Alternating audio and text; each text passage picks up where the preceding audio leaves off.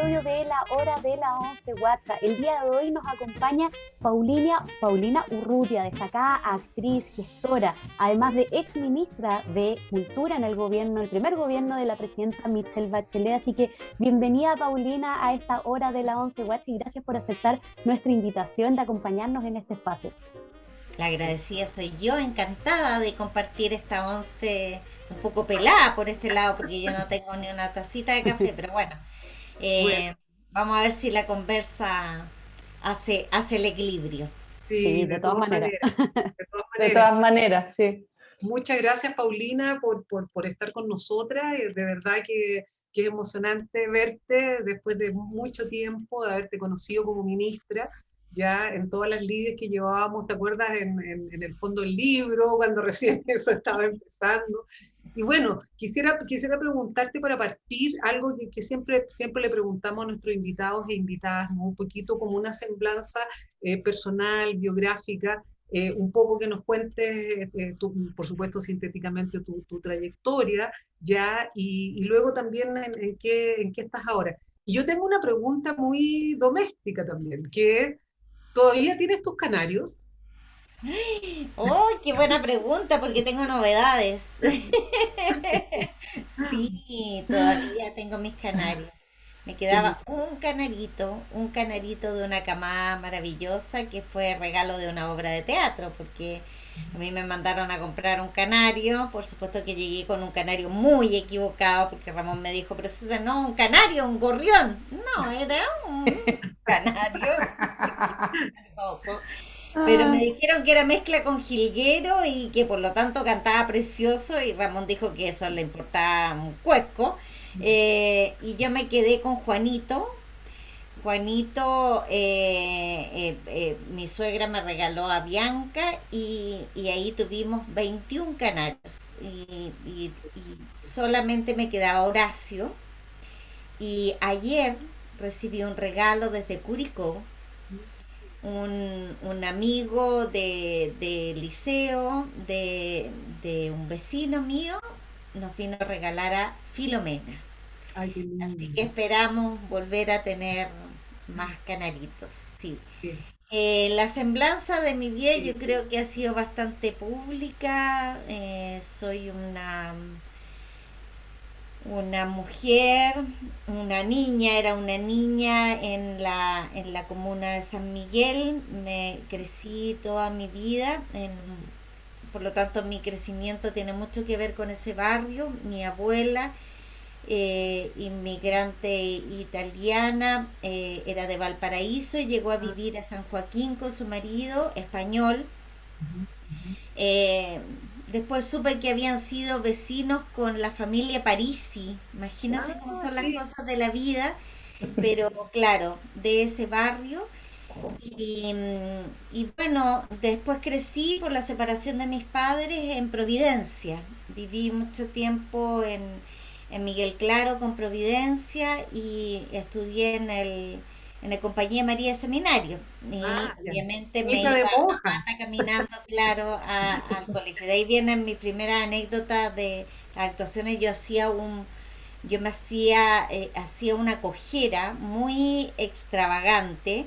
Entonces después que salía como media cuadra del colegio me ponía a cojear, para llegar a la casa, y mi super logro era pasar una luz roja cojeando porque todos paraban porque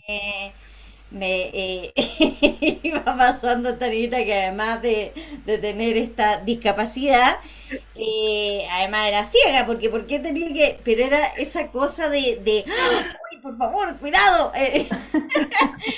Bueno, tenía 10 años, así que es entendible la estupidez, pero bueno. En el colegio fue que hice la primera obra. Fue una obra muy importante para mí porque la hice como cuando estaba en tercero medio, tenía 15 años, y fue un trabajo de filosofía donde Ya. mezclamos la apología de Sócrates con una obra de Mario Benedetti que era Pedro y el Capitán. En una Bueno. época era el año 85, una obra de un torturado con un torturador. La verdad es que esas cosas tan extrañas, pero que hace el arte. Y eso determinó que decidiera estudiar teatro y entré a estudiar a la Universidad Católica. Eso también determinó mucho mi manera de enfrentar la actuación. Lamentablemente no puedo decir que eso fue un tema generacional o de la escuela misma, pero para mí el método de la observación y alejarme de todo lo que eran los inner state y la interpretación me llevó a un camino que felizmente se topó con Alfredo Castro y los primeros pasos de la memoria dirigidos por él. Y ahí mi gran trabajo, que en el fondo ha tenido toda mi manera de hacer teatro, que es el trabajo testimonial hasta el día de hoy. La última obra que hice fue justamente una obra por Zoom, testimonial también, de Marcus Linden. Y me apronto a hacer como un híbrido de un proyecto que es continuidad del proyecto Villa, que también era con testimonios de Villa Grimaldi. Y ahora vamos a hacer uno que se llama Baviera, con testimonios de la colonia Dignidad. Así que eso diría yo, así como un resumen. Sí, un resumen bien apretado. Ay, me salté todo el capítulo de dirigente gremial y todo eso, pero supongo que lo vamos a abordar, pero claro. sí, yo creo que tiene que ver un poco con eso, con que siempre entendí el teatro también como una especie de manejo del poder, en el fondo, de la representación para conseguir cosas, y eso tuvo una vinculación muy directa que también tiene mucho que ver con mi familia, porque el poder no era poder por el poder, sino que era entrar en el servicio público, era en el fondo ser capaces de generar una política pública o entender el desarrollo artístico y cultural del país como una tarea de Estado, como una tarea de política pública. Y en eso sí, claro, yo tenía mucha historia, porque mi padre y mi madre fueron administradores públicos. Mi madre trabajó toda su vida en Caritas Chile, en todo el área internacional. Y bueno, mi padre comenzó en el Ministerio de Salud, pero desarrolló toda su carrera en el Ministerio de Hacienda, fue subdirector de presupuestos durante miles de años, incluyendo periodos de la dictadura y los gobiernos democráticos que vinieron después se jubiló y pasó bueno, creó el departamento de planificación en la Tesorería General de la República, y ahí diría yo que terminó su trabajo. Ya estaba viviendo en Valparaíso y viajaba constantemente a Santiago. Y claro, a mí me tocó en el fondo, si bien el ministro Weinstein fue el primer ministro de Cultura de este país, su gran legado fue justamente liderar el proceso de generación de política pública en materia de cultura, y yo fui, digamos, en la administración de la presidenta, la tarea de los primeros años de la ejecución de la política pública de Estado.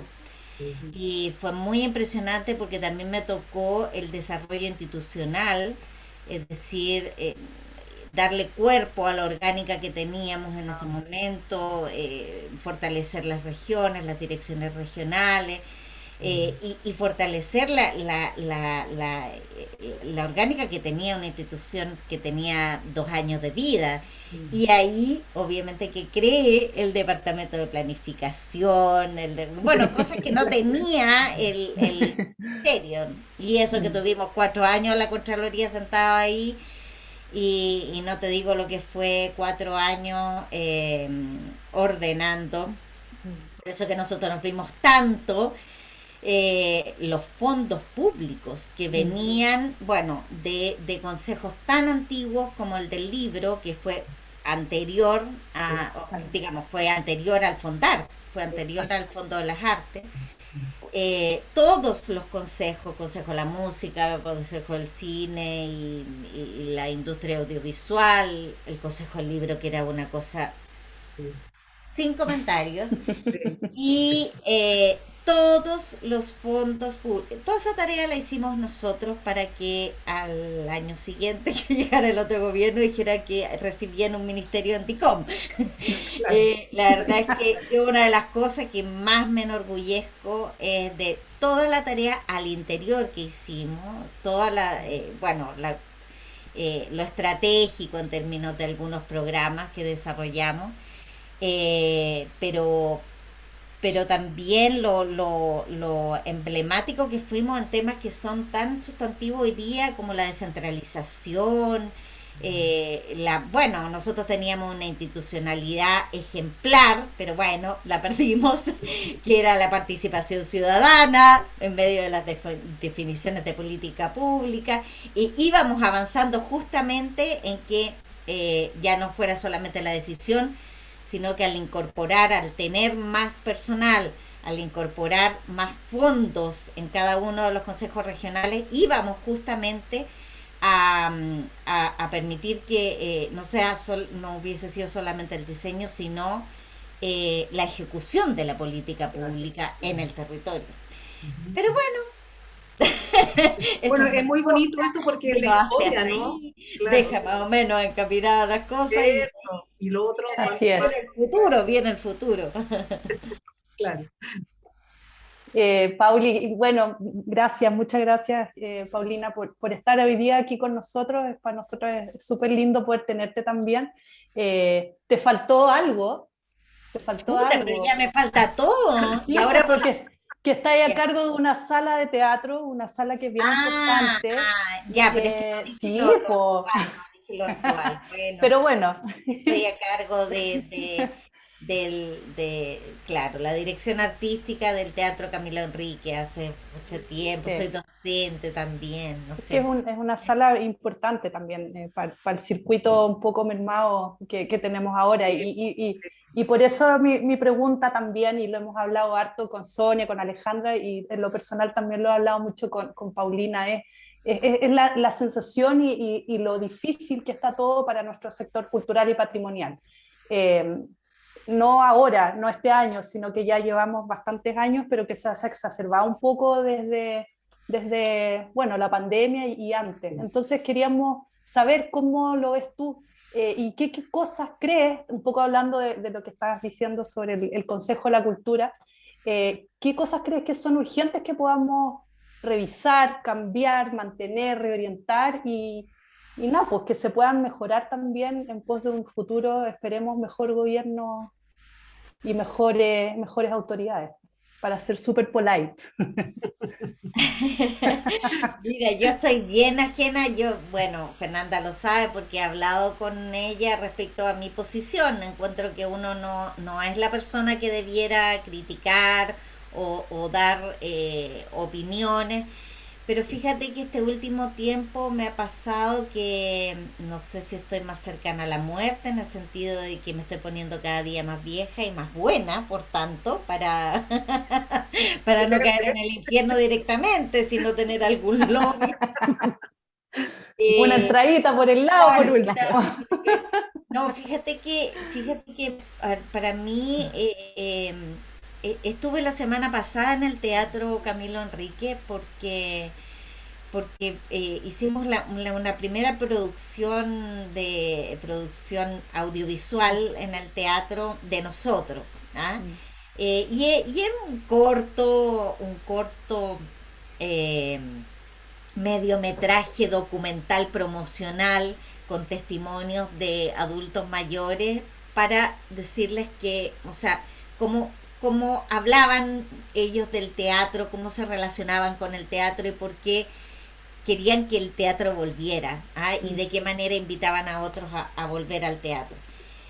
Y la verdad es que cuando estuve en el teatro fue verdaderamente impresionante la pena que me dio, o sea, un dolor tan grande de esa distancia, de ese tiempo.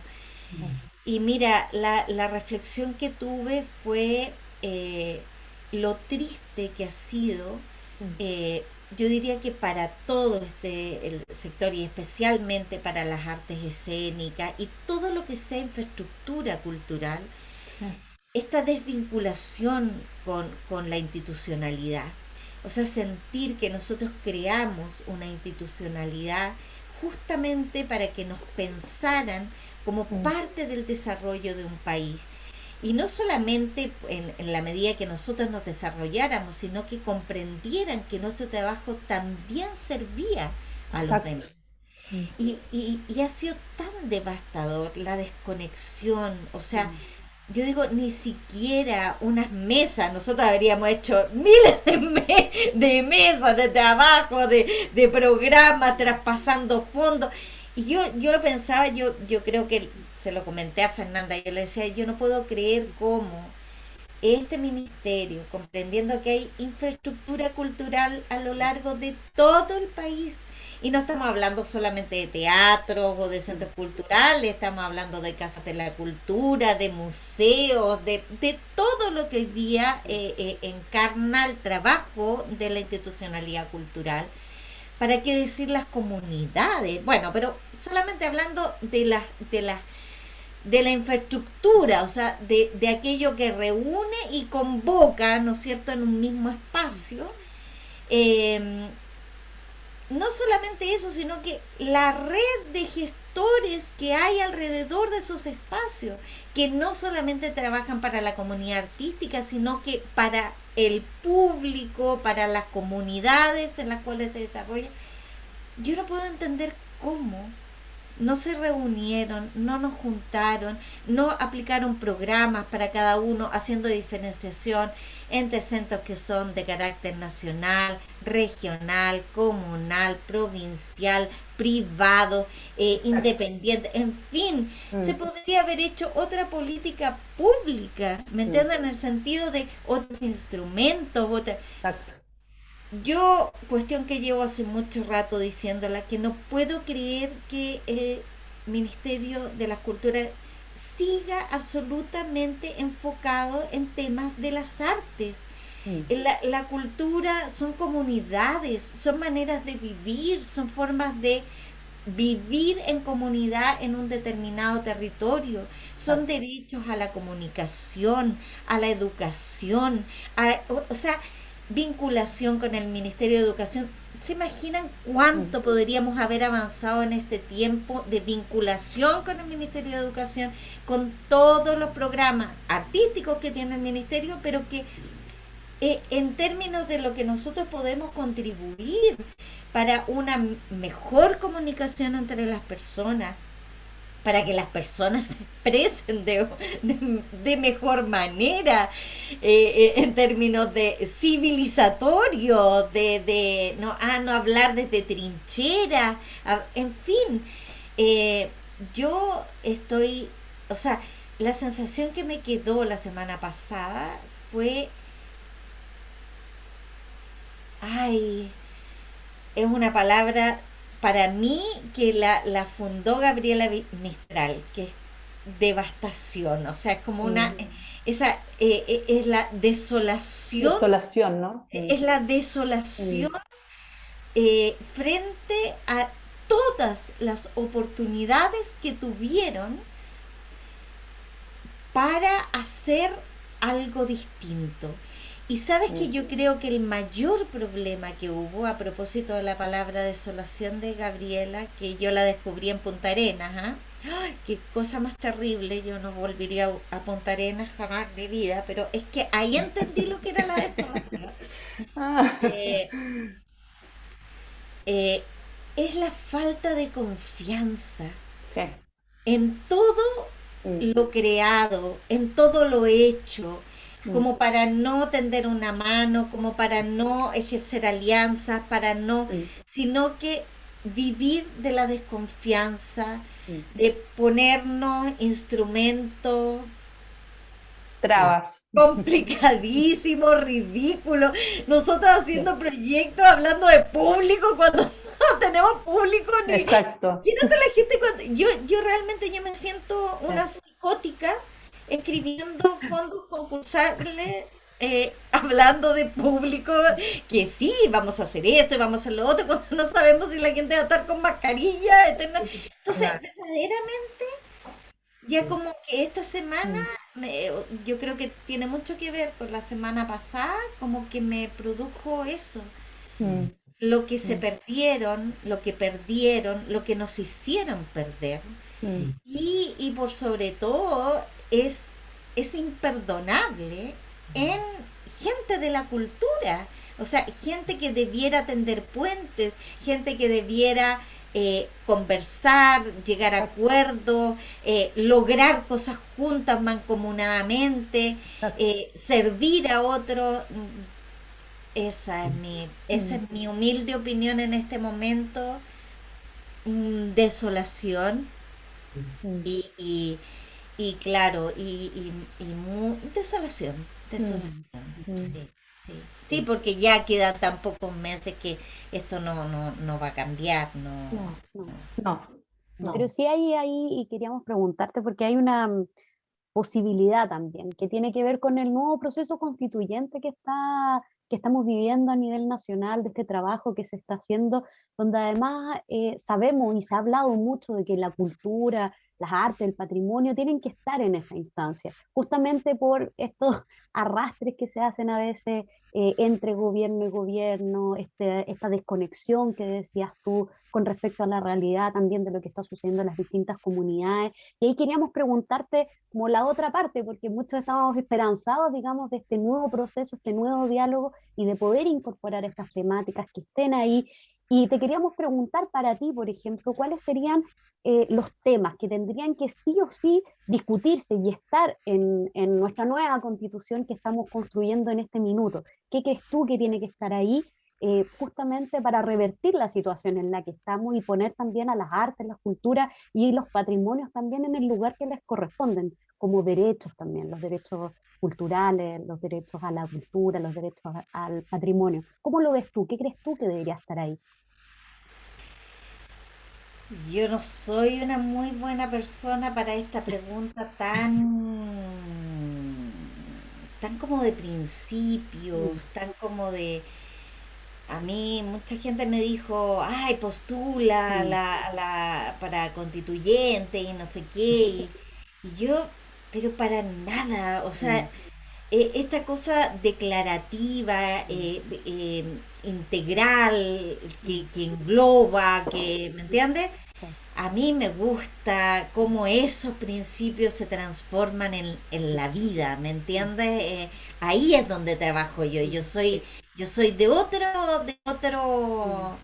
mm, claro, trabajé en el desarrollo de la política sí. pública, pero estaba don Agustín Esquella para decir los principios de la política cultural. Sigue Nosotros nos estando. fuimos a los lineamientos, nos fuimos a los objetivos, nos fuimos a los programas, a las acciones. Mm, Yo Al soy, barro, ahí, soy claro. ahí. de eso. Ahora, lo que sí te puedo decir Mm, es que nuestra constitución, y eso ya lo sabemos hace mucho tiempo, y yo creo que es parte de lo que hemos hablado, ¿no es mm, cierto? Mm, Nuestra constitución reconoce como derechos culturales los derechos de autor. O sea, es exacto. una cosa Sí. que ya es para pegarse un balazo. O sea, solamente lo único que entiende es que mm, hay derechos de los artistas de resguardar su patrimonio. Ya mm, sabemos quiénes influyeron, sí.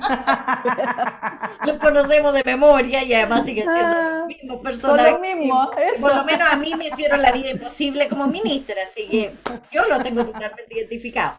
Eso por cierto que Mm, no, por no. cierto que la cultura es mucho más. Mm, Es nuestra identidad, es nuestra diversidad, son por cierto derechos a educación, lo mismo que hemos hablado, a comunicación, a información verdadera, a no manipulación, a tener, bueno, a educación, por mm, cierto. exacto. Y en fin, o sea, hay muchos ámbitos que están tocados claramente en nuestra política pública por eso mismo, Mm, ¿no es cierto? cierto? Por eso mismo que se desarrolló esta institucionalidad, porque nosotros respondíamos a tareas de Estado en esta materia. Exacto.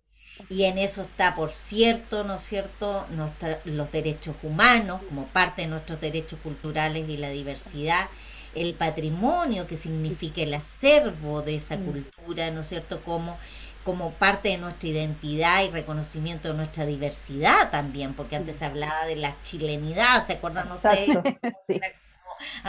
Y todos bailábamos cueca, porque no, es una cosa como el único, el baile, esta cosa homogenizante en la cual crecimos, ¿cierto? Pero que, pero que claro, ya el país ha firmado convenios de reconocimiento como la diversidad cultural, y por eso que hoy día es el Ministerio de las Artes, las Culturas y el Patrimonio, ¿no es cierto? Entonces, bueno, me refiero a que esos ejes, que ya son parte de la mayoría de las revisiones de las constituciones del mundo, ¿no es cierto?, tienen que hacerse presente, porque sin lugar a duda hablar de cultura y homologarlo a derechos de autor, es no se podría hablar de una mezquindad, sino de una estrechez de concepción del hombre, respecto a sus derechos y obligaciones. eh, bueno, claro, absolutamente limitada. Pero yo creo que lo hemos hablado todo, y también yo creo que tiene que ver con los nuevos temas, ¿no es cierto? Que tienen que ver con este reconocimiento en términos de dignidad y igualdad, de nosotros, y no reconocimiento de géneros ni de discriminación. Eh, y toda la variante que yo creo que poco a poco las constituciones van a ir incorporando, que es la variante ecológica, ¿no es cierto?, del respeto a la naturaleza, lo que nos rodea, como parte constitutiva de quienes somos. Exacto. No sé, no Exactamente. sé qué más, porque tiene que llamar a Agustín Esquella. No, no. Estamos hablando contigo, Sí. Paulina. No, no, pero claro, Pero Pero pero lo sí, que me importa a mí es que salgan de las artes. ¿Cómo no comprenden sí. exacto, Es más amplio el la espectro, ¿no? cultura no es solamente el teatro, la danza, el Sí, libro, no? La sí. cultura son nuestros adultos mayores, son los jóvenes en este país. ¿Cómo un Ministerio de la Cultura no tiene instrumentos, no tiene programas para jóvenes, para qué decir, adultos mayores, para nuestras comunidades de pueblos originarios? Todo este tema de la Araucanía, ¿cómo? Yo realmente no puedo comprender. Es lo mismo que cuando hablamos de televisión digital, que todavía me imagino que sigue alojado eso en la Secretaría de Comunicación y Cultura de cualquier otro ministerio, la Secretaría General de Gobierno, pero no es tema del Ministerio de la Cultura, todo lo que tiene que ver con las comunicaciones, bueno, entonces, no sé yo. no, yo creo que ahí toca Paulina, claro, un nudo central, y que creo que cuesta mucho poder sacarse de la cabeza, digamos, esa idea de que cultura está afincada en esas cosas que se entendió siempre como lo culto, ¿no? Lo alto versus lo bajo, que es el mundo popular, etcétera, ¿no? Entonces creo que esa va a ser una labor que no sé si solamente con la Constitución, digamos, se va a poder arreglar. Creo que es un trabajo que hay que hacer. Y en ese sentido, nosotros... Es muy dramático eso, porque Sí. justamente cuando nosotros todos creamos una política de Estado, esa era la tarea justamente, de cómo evolucionaba, cómo iba siendo dinámica esa observación de nuestra realidad y cómo íbamos respondiendo. Y en cambio, la institucionalidad, en vez de abrirse, de volverse dinámica, se rigidizó, se Exacto. convirtió en lo más burocrático que hay. En Eso, una, sí, e- sí. eso es lo más extraño. O sea, yo no lo logro comprender, Bueno, salvo que Claro. responda, por cierto, a los intereses de siempre, de unos pocos que quieren tener Sí, trabajo en los momentos que nadie tiene, pero exacto, sí. Claro, bueno, cuando las cosas se burocratizan es porque no hay mucho sentido, ni significado, ni proyecto. ¿Ah? O sea, oye, y a propósito de esta ampliación de la cultura, nosotros justamente tenemos este programa a la hora de la once guacha, porque consideramos ya que las cocinas y las culinarias, digamos, forman parte fundamental de la cultura. Entonces, queríamos preguntarte algo que a todas las personas que vienen a la once guacha le preguntamos. ¿Tomas once? pucha, tomé toda mi vida Ajá. tomé once. Ahora, para ser sincera, no tomo porque me baso en las comidas del a gusto, así ya. Ya. Pero toda mi vida tomé once, toda mi vida, y de hecho siempre decía que era lo más terrible de hacer teatro, era que uno no podía tomar once. Porque esta cosa es El muy horario, pues particular, sí. pero estoy contando una anécdota que te va a decir mucho actor. Porque resulta que uno trabajaba en cualquier otra cosa, la mayoría de la gente, bueno, trabajaba como Max Corbalán, por ejemplo, que era técnico de la compañía de teléfono, otros hacíamos tele, otros hacían clase, entonces el momento para ensayar era a las 7 de la tarde. Mm. Entonces tú pasabas desde la pega, entrabas al ensayo. Y eso te quitaba justo Todo el el tiempo, momento claro. de el final del día, que en nuestro país es la famosa once comida, ¿no es Mm. Exacto. cierto? Que en mi caso no era once, porque yo toda mi vida he comido. Para mí el fin del día es la comida. Y la comida es después de función. Ya, por lo tanto, la comida era sagrada y la once también era También. Claro, claro. también era sagrada, pero era dramático, verdaderamente uno soñaba con el cafecito, con comerse un rico pan.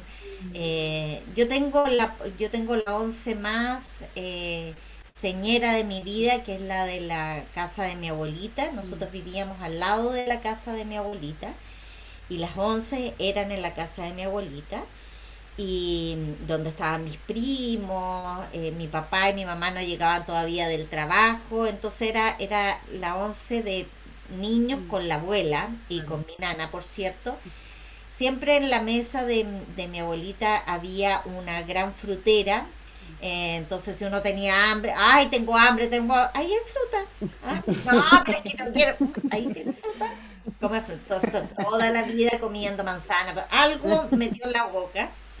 Y la once, no, pues la once era el café con leche, que nunca más tomé, hasta que aparecieron los cortaditos y estas cosas así, porque Sí. yo odiaba el café con leche porque se le hacía una nata Ay, arriba. qué asco. Claro. La leche se Era una enfría. cosa Uy, espantosa para guácala. mí, eh, y, y- pero nos permitían sacar la nata para poder revolverla, porque cuando ya te metían la cuchara para revolver la nata y que quedaban esas cosas así flotando, era una cosa así como, No, no, por no. favor, no, ya, era café con leche y pan con mantequilla. Y la variación del pan con mantequilla eran las mermeladas que hacía mi abuelita. Y las mermeladas eran de frutas de la casa, especialmente. Había grandes ciruelos, había mucha ciruela durante todo el verano, como son los ciruelos. Mm. Y nosotros crecimos bajo la sombra de un ciruelo y bajo y teníamos una mesa de un árbol anterior al ciruelo, que era un tronco gigante, y ahí jugábamos a la cocina con el barro y con cosas, y la ciruela, ¡pah! Pero antes la ciruela verde era jugar con los primos a ciruelazo limpio, que duele, pero como no te explico, en un paredón así. Entonces nosotros nos subíamos arriba de la pared y desde ahí les tirábamos ciruelas verdes, después las ciruelas para hacer la mermelada de mi abuelita, en unas joyas gigantes que se hacían en mi casa. Y, y lo que me cargaba, que ustedes se van a morir, eran paltas. Cuando hacían palta molida en Pecado. casa, Pero eso es terrible. tenía hilachas, porque Ah, tenía bueno, ahí sí. hilachas, ¿te Sí, acuerdas la de hilacha no, fatal. cena? Sí. Y entonces Sí. mi abuelita decía, ya, y ahora pan con palta, el pan tostado, en el tostadora, pan Claro. tostado, Sí, sí. en una panera Mm. que decía, te damos, era una panera que todavía tengo aquí en mi casa, que la rescaté de la casa de mi tía, que decía, te damos gracias por el pan o no sé, una frase como bíblica, del Padre Nuestro. Claro.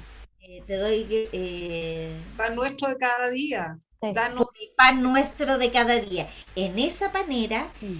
había la típica esconera, Sí.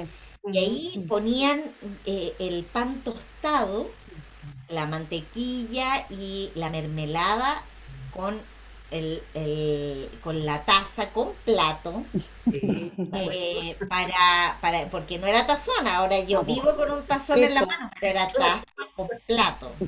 claro.